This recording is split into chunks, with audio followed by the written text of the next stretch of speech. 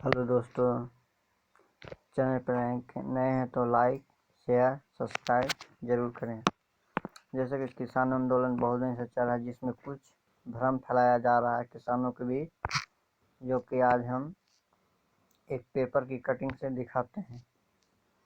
जैसे कि अन्नदाता की समृद्धि के लिए संपत्ति सरकार नए भारत का निर्माण सबसे पहला किसान। भारत के अपना अन्नदाताओं पर बहुत गर्व है। वे देश की पेट भरने के लिए दिन रात काम करते हैं। हम अपने किसान के सशक्त करने के लिए सुधार और दूसरे अन्य उपायों के जरिए कृषि क्षेत्र में मजबूत करने में जुटे हैं। किसान के हित में संसद द्वारा पारित ऐतिहासिक कानून, इन कानून से क्या नहीं होगा दोस्तों। जैसे कि एमएसपी सिस्टम नहीं हटेगा, एपीएमसी मंडी बंद नहीं होगा, किसानों की जमीन कोई नहीं छीन सकेगा, किसान का एग्रीमेंट द्वारा बंधन नहीं होगा। तो जैसे कि दोस्तों इसमें एमएसपी तथा प्राइवेट कंपनियां द्वारा कुछ एग्रीमेंट होगा फसल की। जैसे कि बिस्किट कंपनी एग्रीमेंट करेगी गेहूं के लिए, और चिप्स कंपनियां आलू के लिए, जो कि डायरेक्ट जिला वाई या पंचायत वाई एग्रीमेंट होगा। उसमें फायदा भी है किसान का और नुकसान भी। जैसे कि फायदा यह है कि अगर वो कंपनियां एग्रीमेंट बीज बोने से पहले कर लेती है, अगर खरीद लेती है, तो किसान का एक अच्छा मुनाफा मिल जाएगा। अगर वो कंपनियां एग्रीमेंट कर अगर मंडी में भाव गिर जाता है और किसान से नहीं खरीदते हैं, तो इसमें किसान की भारी नुकसान होगा। जैसे कि इसमें लिखा है, इस कानून से क्या होगा। बंधन मुक्त राष्ट्रीय बाजार से किसान की आय बढ़ेगी।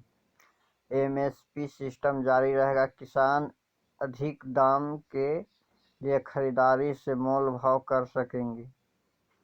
किसान एपीएमसी मंडी में और बाहर भी जहां दाम अधिक मिले फसल बेच सकते हैं।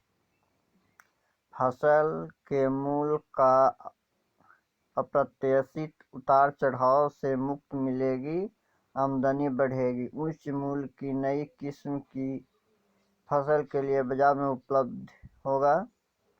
फसल पुआल से पहले और कटाई के बाद दोनों स्थिति में आवश्यकता के अनुरूप कमाई के बेहतर विकल्प।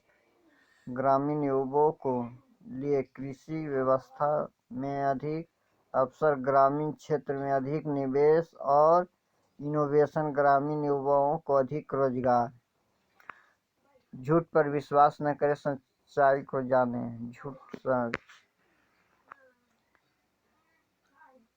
एमएस व्यवस्था खत्म नहीं हो रहा है। एमएसपी सिस्टम जारी है, जारी रहेगा। एपीएमसी मंडी बंद की जा रही है। सच एपीएमसी मंडी कायम रहेगी।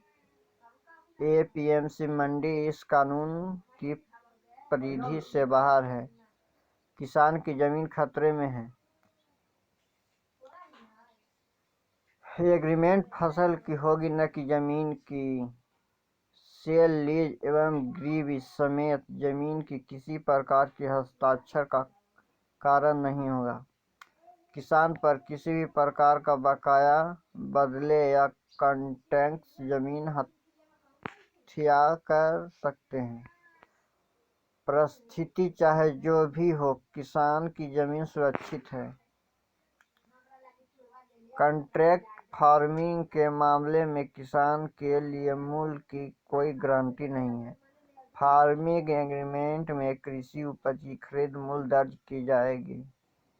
किसान के भुगतान नहीं किया जाएगा। किसान की भुगतान तय समय के भीतर करनी होगी, अन्यथा कानूनी कार्रवाई होगी और जुर्माना लगेगी। किसान कॉन्ट्रैक्ट को खत्म नहीं कर सकेगा। किसान किसी भी समय बगैर किसी जुर्माना के कॉन्ट्रैक्ट खत्म कर सकता है। पहले कभी कॉन्ट्रैक्ट फार्मिंग की कोशिश नहीं की गई।